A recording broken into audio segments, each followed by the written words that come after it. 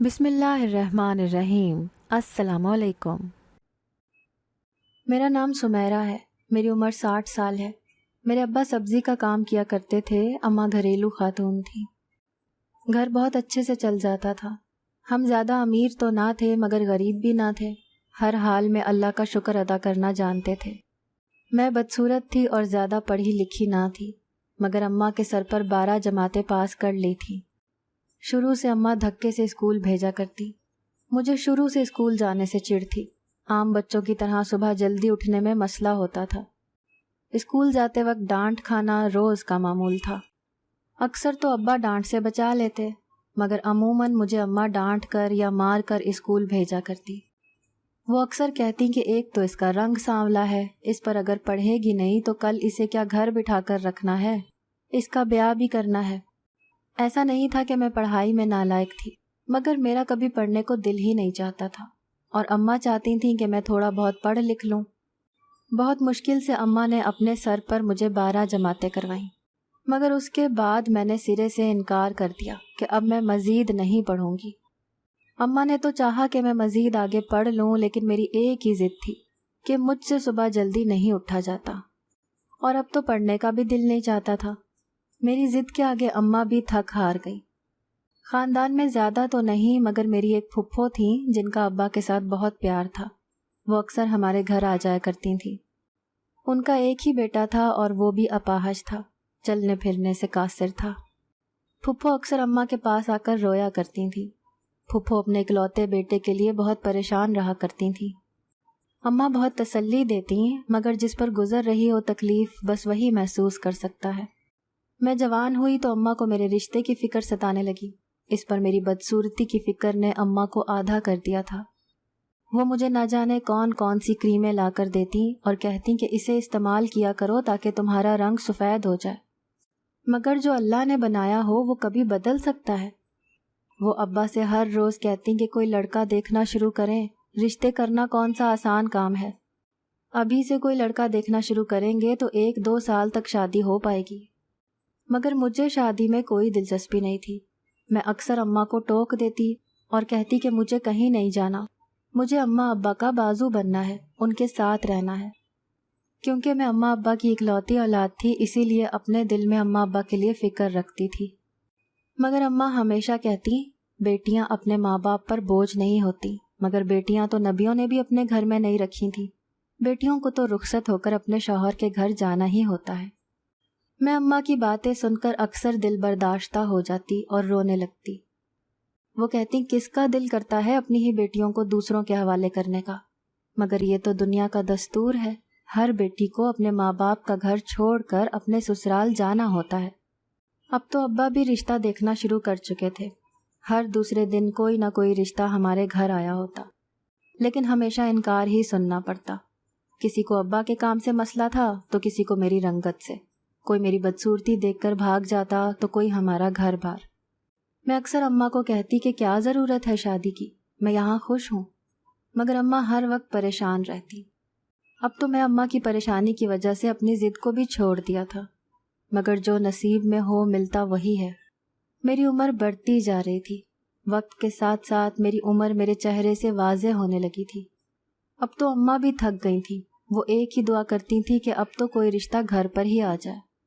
نہ جانے اماں نے کتنے دل سے دعا کی تھی کہ ان کی دعا جلد ہی قبول ہو گئی۔ پھپھو کو جب پتہ چلا کہ میرے رشتے کی بات چل رہی ہے تو ایک روز وہ گھر آئیں اور ابا سے شکوہ کرنے لگی۔ میں نہیں جانتی تھی کہ پھپھو ابا سے کیا بات کرنے آئی ہیں۔ تجسس کے مارے میں جیسے ہی ابا کے پاس گئی تو ابا کے کمرے کا دروازہ تھوڑا سا کھلا ہوا تھا۔ میں نے اندر جھانک کر دیکھا تو اماں چہرہ جھکائے بیٹھی تھی اور ابا نہ جانے پھپھو سے کیا کہہ رہے تھے۔ میں نے جیسے ہی دروازے پر کان لگائے، پھپھو کی بات سن کر میرے پیروں تلے سے زمین نکل گئی۔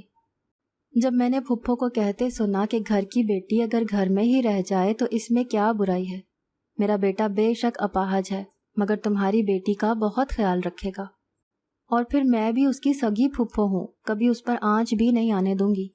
در در کی ٹھوکریں کھانے سے بہتر ہے کہ اپنی بیٹی کا رشتہ میرے بیٹے سے کر دو۔ ابا گہری سوچ میں بیٹھے تھے۔ مجھے یقین تھا کہ ابا اس رشتے سے انکار کر دیں گے، وہ کبھی نہیں چاہیں گے کہ ان کی بیٹی ایک اپاہج انسان کے ساتھ بیاہ دی جائے۔ مگر میری یہ خوش فہمی بھی بہت جلد ہی ختم ہو گئی جب اماں اور ابا نے مل کر میری پھپھو کو ہاں کر دی۔ میرے تو جیسے سر پر آسمان گر پڑا تھا، مجھے سانس لینا مشکل لگ رہا تھا۔ مجھے جی بھر کر افسوس ہوا کہ کیا میں اتنا ہی بوجھ تھی جو مجھے اتارنے کے لیے ابا نے میرے لیے ایک اپاہج انسان کا انتخاب کیا۔ میں روتے ہوئے کمرے میں آ گئی۔ شام کا وقت تھا جب اماں میرے پاس آئیں اور بولیں، ہم نے تمہارا رشتہ پکا کر دیا ہے۔ میں نے زخمی ہوئی آنکھوں سے اماں کی طرف دیکھا تو وہ جیسے تڑپ اٹھی تھیں اور جلدی سے میرے سے بولیں کہ کیا ہوا ہے، ایسے کیوں رو رہی ہو؟ میں اماں کے سینے سے لگ گئی اور پھوٹ پھوٹ کر رونے لگی۔ اماں کو کہا کہ مجھے ایک اپاہج انسان کے ساتھ شادی نہیں کرنی، مگر اماں بھی بے بس تھیں، کیا کرتی؟ کوئی رشتہ پسند ہی نہیں آتا تھا، اور جو رشتہ پسند آتا تھا وہ مجھے انکار کر جاتے تھے۔ عمر بڑھتی جا رہی تھی اور کہیں رشتہ نہیں ہو رہا تھا۔ اماں نے مجھے سمجھایا کہ زندگی اور موت کا کوئی بھروسہ نہیں، آج انہیں کچھ ہو جائے تو میرا کیا ہوگا؟ اماں کی بات پر جیسے میں تڑپ اٹھی اور اماں سے بولی کہ ایسے مت کہیں، جیسے وہ کہیں گے میں ویسے ہی کروں گی۔ میں اچھی بیٹیوں کی طرح سر جھکائے اپاہج انسان کو بھی قبول کر چکی تھی۔ وقت کا کام ہے گزرنا، سو گزر ہی جاتا ہے۔ پھر وہ دن بھی آ گیا جس دن میرا نکاح ہونا تھا۔ ہر طرف گہما گہمی تھی، مہمان آ جا رہے تھے، میری کزنز مجھے چھیڑ رہی تھیں، مگر میں خاموشی سے ان سب کی کارروائی دیکھ رہی تھی۔ مجھے کچھ محسوس نہیں ہو رہا تھا کہ آج میری شادی ہے۔ عام لڑکیوں کی طرح میں خوش نہیں تھی اور نہ ہی کزنوں کے چھیڑنے پر میں شرما رہی تھی، کیونکہ مجھے کوئی پرواہ ہی نہیں تھی۔ میں تو بس یہ شادی اپنے ماں باپ کی وجہ سے کر رہی تھی۔ نکاح ہوا تو مجھے رخصتی کی فکر ستانے لگی۔ کچھ دیر بعد ہی اماں کمرے میں آئیں اور بولی کہ رخصتی کا وقت ہو گیا ہے۔ میرے تو جیسے رونگٹے ہی کھڑے ہو گئے تھے۔ جہاں پلی بڑھی، جہاں کھیلی کودی، اماں کی ڈانٹ کھائی، مار کھائی، ایک ہی وقت میں اس سب کو چھوڑ کر مجھے کسی اور کے گھر بسنا تھا۔ میں روتے ہوئے اماں کے ساتھ چل پڑی اور پھر مجھے رخصت کر دیا گیا۔ میں اپنے سسرال آئی تو وہاں کوئی زیادہ مہمان نہیں تھے۔ مجھے جلد ہی کمرے میں بھیج دیا گیا۔ میرا شوہر میرے پاس آیا اور بولا کہ میں جانتا ہوں کہ میں اپاہج ہوں، مگر میں وعدہ کرتا ہوں کہ کبھی تمہیں کوئی تکلیف نہیں آنے دوں گا۔ میرے شوہر نے بتایا کہ وہ کوئی زیادہ بڑا کام نہیں کرتا، مگر اتنا کما لیتا ہے کہ مجھے 2 وقت کی روٹی بآسانی کھلا سکے گا۔ مجھے روٹی کی فکر نہیں تھی، میں اپنا نصیب اپنے ساتھ لے کر گئی تھی۔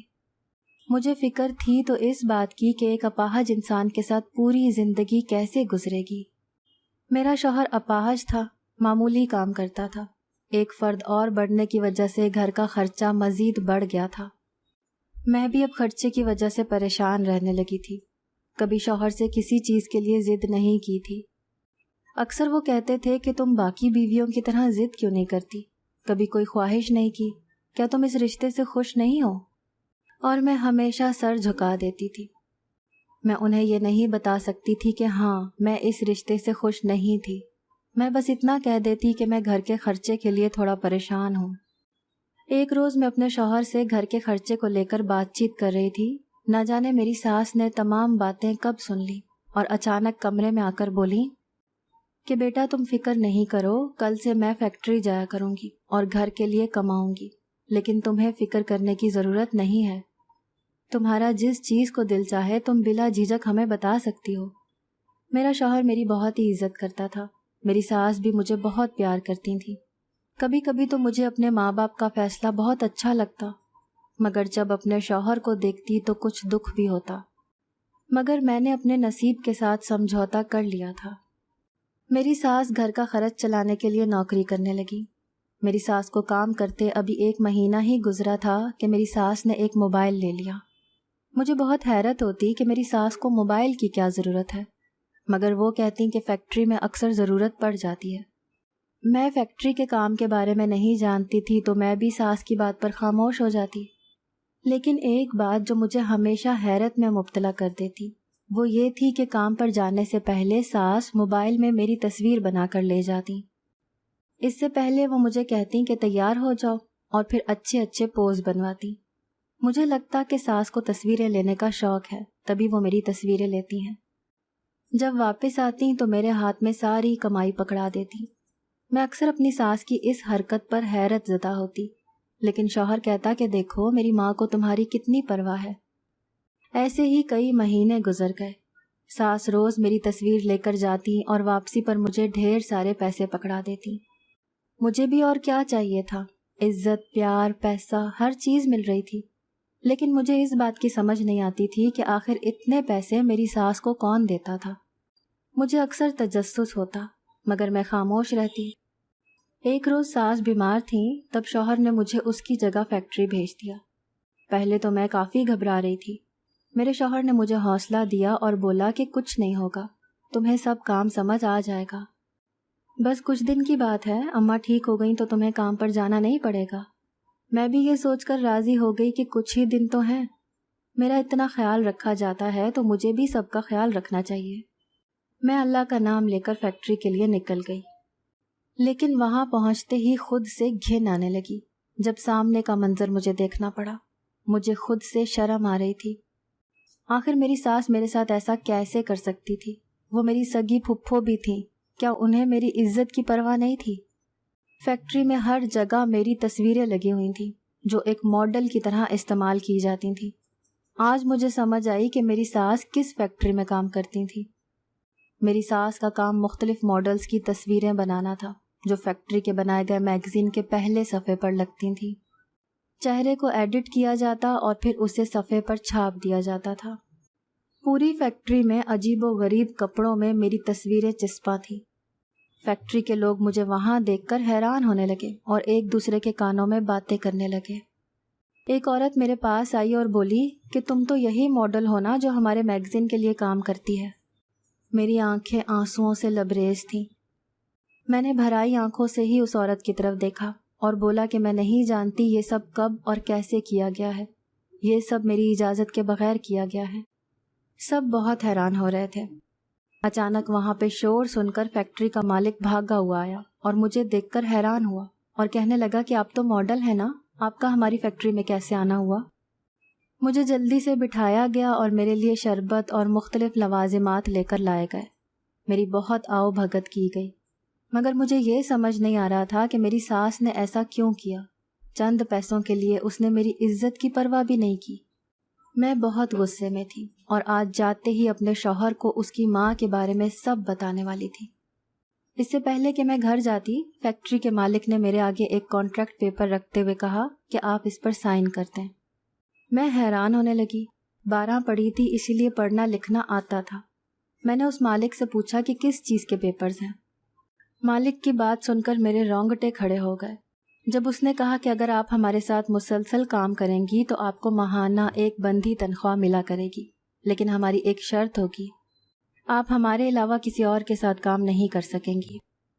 مالک نے بتایا کہ مجھے جو ماہانہ تنخواہ دی جائے گی وہ 1 کروڑ ہوگی۔ میں نے تو کبھی 1 لاکھ بھی اکٹھا نہیں دیکھا تھا۔ میں ان کو دیکھنے لگی اور سوچنے لگی کہ اسے کوئی پرواہ نہیں ہے میری سانولی رنگت کی یا میری بدصورتی کی جو 1 کروڑ دینے کی بات کر رہا ہے۔ پہلے پہل تو مجھے یہ سب کام بہت عجیب لگا، مگر جب میں نے گہرائی سے سوچا تو مجھے اس میں کوئی برائی نظر نہ آئی، بلکہ میں تو بہت امیر ہو سکتی تھی۔ میں نے کچھ دیر سوچنے کے بعد کانٹریکٹ پیپر پر سائن کر دیے اور خوشی خوشی گھر آ گئی۔ گھر پر میرا شوہر میری ساس کے ساتھ اونچی اونچی باتیں کر رہا تھا۔ مجھے سمجھ نہیں آئی کہ میرا شوہر اتنے غصے میں کیوں بول رہا ہے، پہلے میں نے اسے کبھی غصہ کرتے نہیں دیکھا تھا۔ حیرت کے مارے میں جلدی سے ساس کے کمرے میں گئی تو میرا شوہر غصے سے چلا رہا تھا۔ میری ساس نہ جانے کس بات کی وضاحت دے رہی تھی جو میرا شوہر سننے کے حق میں نہیں تھا۔